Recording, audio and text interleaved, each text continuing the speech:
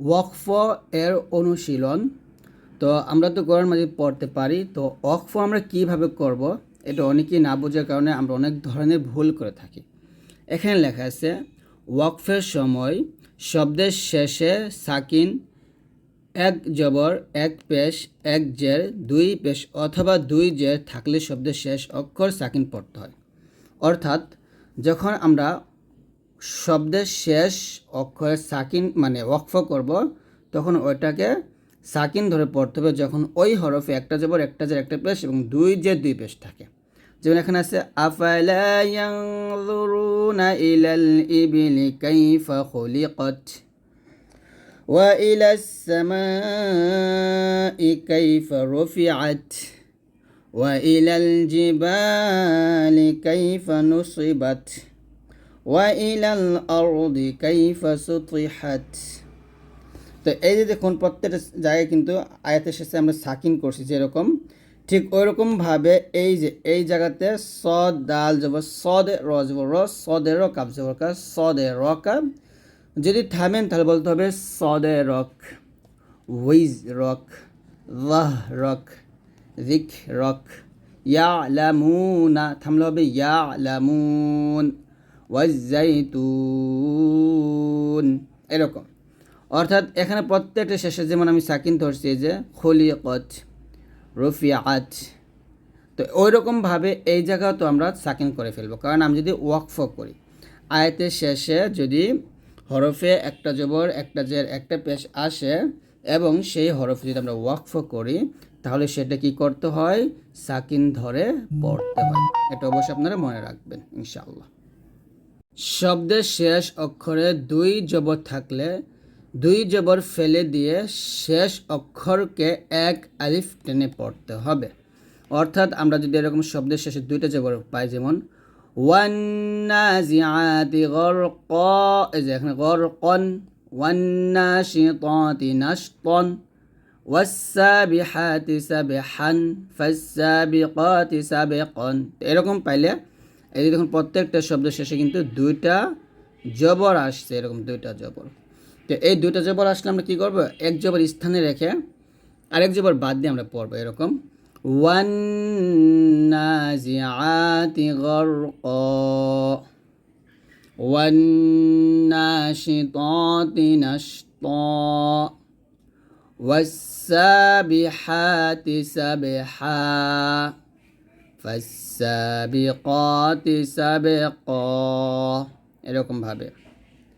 দেখুন এই যে দেখুন ফাল মুদাব্বিরাতি আমরা, ওয়াল আদিয়াতি দাবহা। প্রত্যেক জায়গায় কিন্তু আমি ওয়াকফ করছি, আর ওয়াকফ করার কারণে আমি প্রত্যেকটা জায়গায় এক আলিফ পরিমাণ টান দিছি। তো এইরকম আপনার কোরআন মাজিদের মধ্যে অনেক পাবেন যেখানে থামবেন, মানে আয়াতের শেষে এরকম দুইটা জবর আসবে। যদি দুইটা জবর আসে সেখানে অবশ্যই এক জবর বাদ দিবেন, আরেক জবর স্থানে রেখে এক আলিফ পরিমাণ টেনে পড়বেন। এই নিয়মটা অবশ্যই আপনারা মনে রাখবেন, এটা খুবই গুরুত্বপূর্ণ নিয়ম। তারপর নিয়মটা হলো শব্দের শেষে উল্টা পেশ অথবা খাড়া জের থাকলে ওয়াকফের সময় সাকিন করতে হবে। যেমন ইয়াহসাবু আন্না মালাহু আখলাদাহু, এই যে উল্টা পেশ আসছে, তো এই উল্টা পেশ থাকলে আমরা কী করবো? এখন যদি ওয়াকফ করি তাহলে এই হাটা সাকিন হয়ে যাবে। সাকিন হলে এরকম উচ্চারণ করতে হবে ইয়াহসাবু আন্না মালাহু আখলাদাহ, এরকম। তারপরে খায়রান ইয়ারাহ, শাররান ইয়ারাহ, ওয়া উম্মিহি। তো এই যে প্রত্যেকটা হাই কিন্তু আমি সাকিন করে ফেলছি।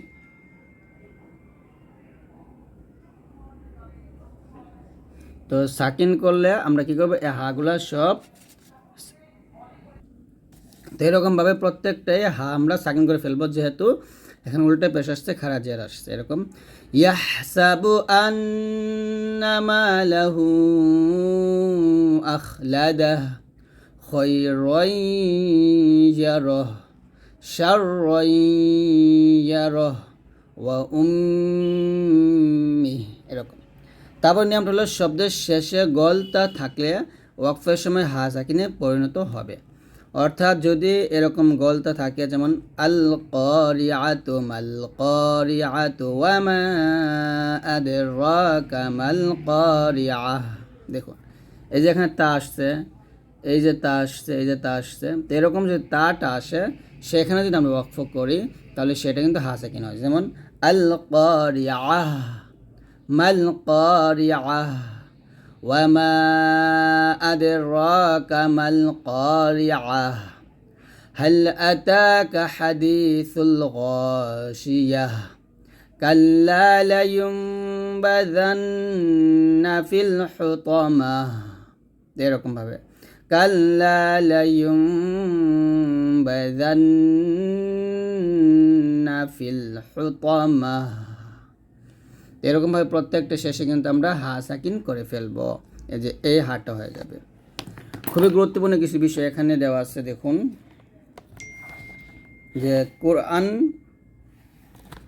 মাজিদের বিশেষ কিছু শব্দ, যেমন এটা হবে মাঝে রিহা, এখানে লেখা আছে, তবে আমরা এখানে মাঝে রি না বলে, তো এখানে মাঝে রিহা না বলে বলতে হবে মাঝে রেহা, রে বলতে হবে মাঝে রেহা। আ জামিয়ুন, এই উচ্চারণ একটু কঠিন। হামজা জবর আ, হামজা আইন জবর আ, আ জিম জবর জা, মিম ইয়া জের মি, জামি ইয়া দুই পেশ ইউন, আ জামিয়ুন।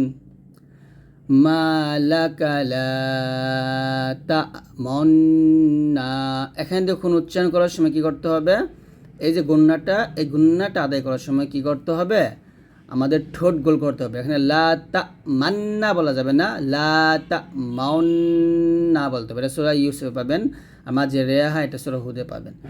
মালাকা লা তা'মান্না, এই যে ঠোঁটটা গোল করে আমার এখানে গুন্নাটা আদায় করতে হবে, মাউন্না। পর হচ্ছে ওয়াইয়াবে, এখানে সদ পেশ সৌ নাকি সিন পেশ সু পড়বেন, কারণ সদের উপর একটা ছোট্ট করে সিন লেখা থাকে, মানে সিন লেখা আছে আর কি। তো এখানে আমাদের সিন পড়তে হবে, ওয়াও জবর ওয়া, ইয়া বা জবর ইয়াবে, সিন পেশ সু, ত পেশ তো, ওয়াইয়াবে সু তো এরকম।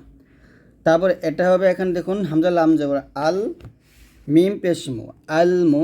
এখানে কি আপনি সদ পড়বেন নাকি সিন পড়বেন, এখানে দেখুন সদের উপরে একটা সিন লেখা আছে, তো আমরা এখানে সদ পড়ব, আল মুসাইতিরুন এরকম।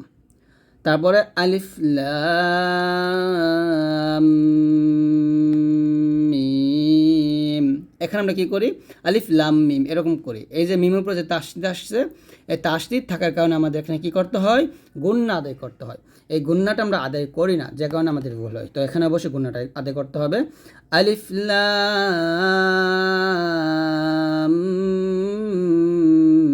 মিম এরকম।